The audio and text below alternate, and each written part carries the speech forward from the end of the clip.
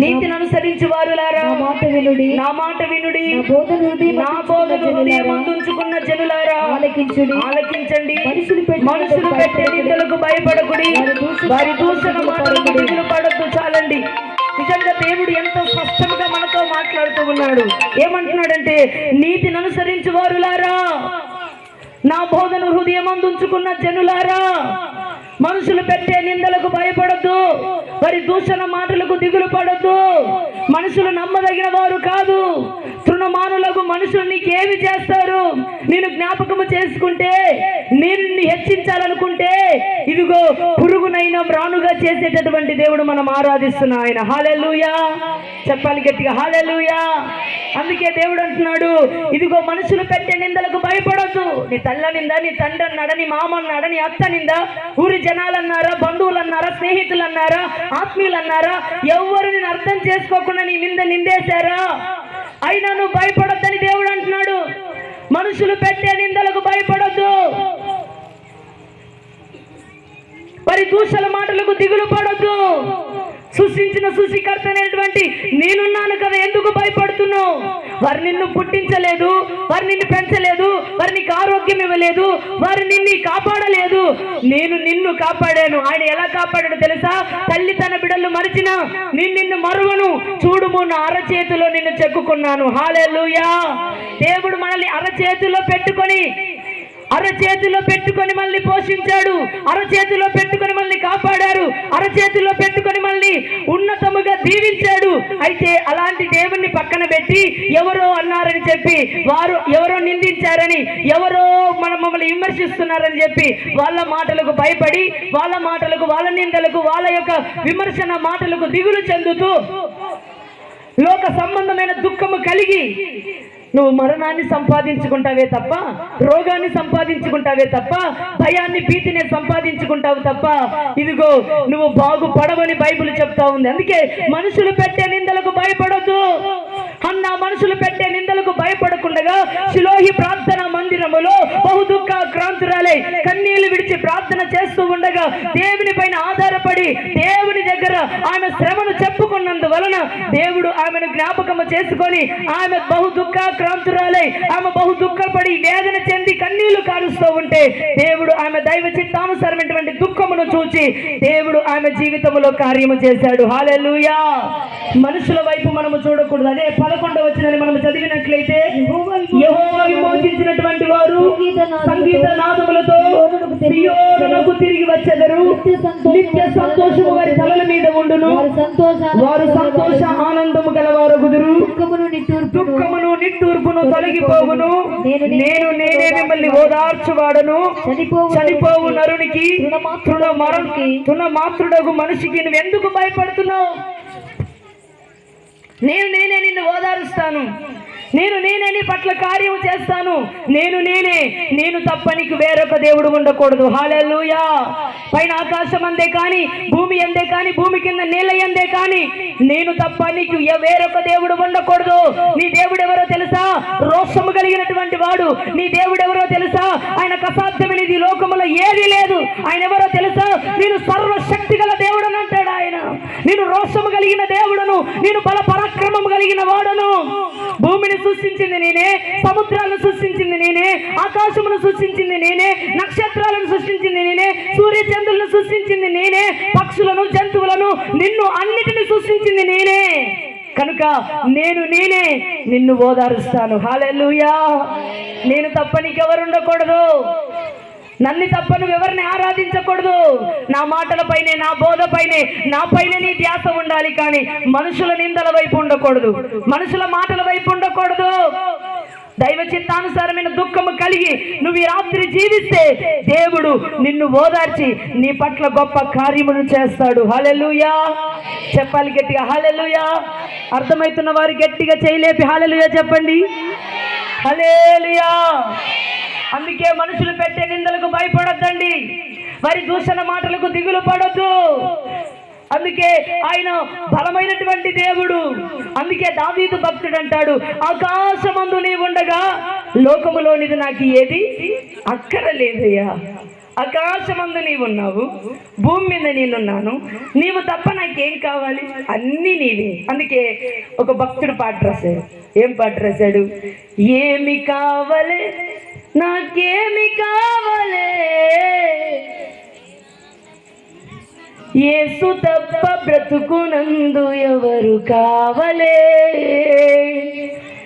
ఎవరు కావలే నాకెవరు కావలే, ఎవరు కావలే నాకెవరు కావలే, యేసు తప్ప బ్రతుకునందు ఎవరు కావలే, యేసు తప్ప బ్రతుకునందు ఎవరు కావలే, ఏమి కావలే నాకేమి కావలే, ఏమి కావలే నాకేమి కావలే, యేసును రక్షకుడు తప్ప ఎవరు కావలే, యేసును రక్షకుడు తప్ప ఎవరు కావలే, ఎవరు కావలే నాకెవరు కావలే, ఎవరు కావలే నాకెవరు కావలే, యేసు తప్ప బ్రతుకునందు ఎవరు కావలే, యేసు తప్ప బ్రతుకునందు ఎవరు కావలే,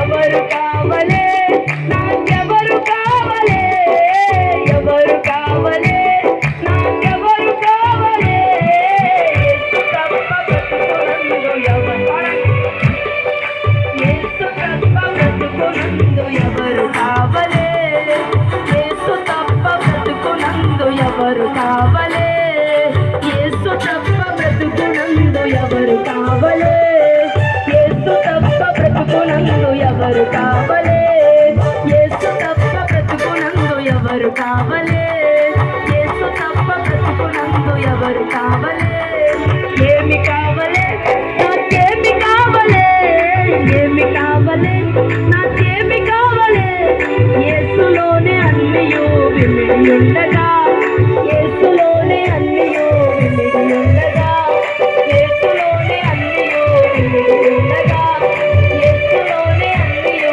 విమిడి ఉండగా. హల్లెలూయా. యేసు తప్ప మనకెవరు కావాలి, ఆయన తప్ప మనకెవరు వద్దు. యేసులోనే అన్ని విమ్మిడి ఉన్నాయి, అన్ని ఆయనలోనే ఉన్నాయి. ఆయన ద్వారా తప్ప మన జీవితంలో ఎవరి ద్వారా కార్యము జరగదు. హల్లెలూయా. అందుకే దేవుని బిడ్డ, ఈ రాత్రి దేవుడు అంటున్నాడు, మనుషులు పెట్టే నిందలకు భయపడద్దు, నేనే నిన్ను ఓదారుస్తాను, నేనే నీ పట్ల కార్యము చేస్తాను, నాపై నమ్మకం ఉంచు, నాపై విశ్వాసం ఉంచు, నాపై విశ్వాసము కలిగి నా కొరకు నువ్వు జీవిస్తే నేను నీ పట్ల అన్న జీవితంలో చేసినట్లుగా నీ జీవితంలో చేస్తానని ఈ రాత్రి ప్రభు స్పష్టంగా అర్థమయ్యే రీతిలో మనకు దేవుడు బోధిస్తూ ఉన్నాడు. అందుకే ఇర్మియా గ్రంథము 31వ అధ్యాయము 8వ వచనాన్ని మనం చదువుకున్నట్లయితే,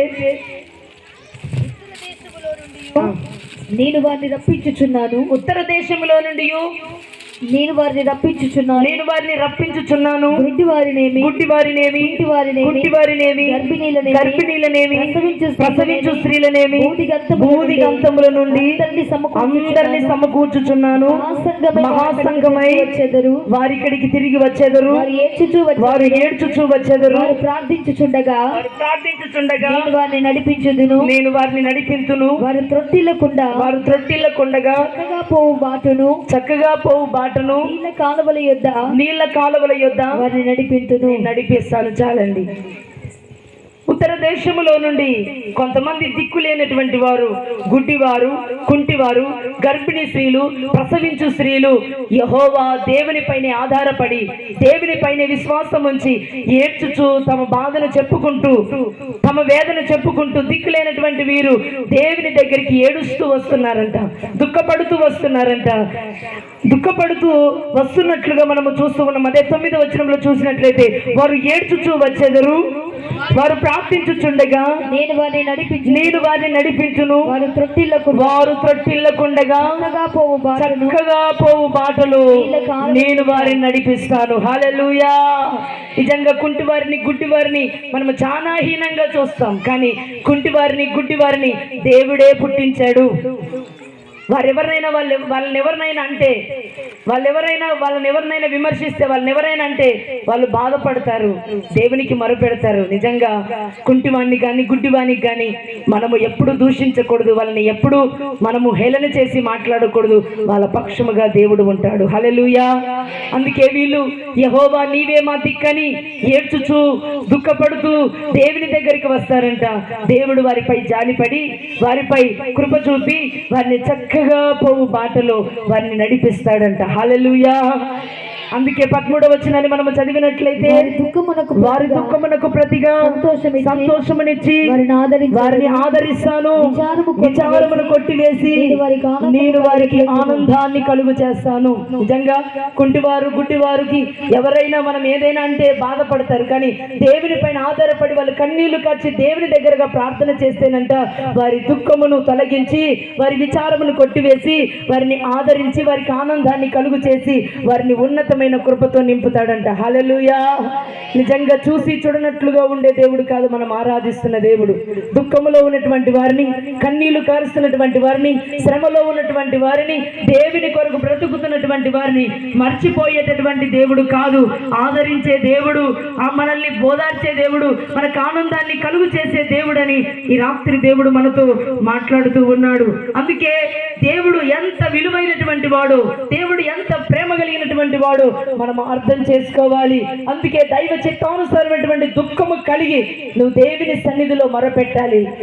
నీ భర్త మారాలా, నీ భార్య మారాలా, నీ పిల్లలు మారాలా, దేవుని సన్నిధిలో మీ కుటుంబం అంతా దేవుని స్తుతించాలా. ఇదిగో దేవుని సన్నిధిలో దైవ చిత్తానుసారమైనటువంటి దుఃఖము కలిగి నువ్వు ప్రార్థన చేసి కన్నీళ్లు కారిస్తే నీ దుఃఖ దినములన్నిటినీ సమాప్తి చేసి యెహోవాయే నీకు నిత్యమైన వెలుగుగా ఉండి నువ్వు ఆశించినటివి, నువ్వు కోరుకునేటివి దేవుడు నీ జీవితంలో చేస్తాడు. హల్లెలూయా. చెప్పాలి గట్టిగా, హల్లెలూయా. అందుకే